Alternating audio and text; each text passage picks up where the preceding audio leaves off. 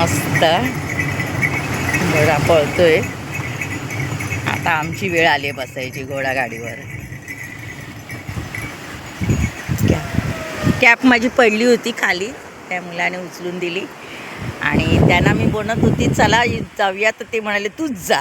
हे बघा समुद्र बघा किती छान वाटते पाणी. आणि मला पाण्याचा खूप छंद आहे. पाणी खूप म्हटलं की खूप आनंद वाटतो पाणी बघायला. पण अशा लाटा बघा कशा मस्त दिसतात आहेत. छान वाटलं.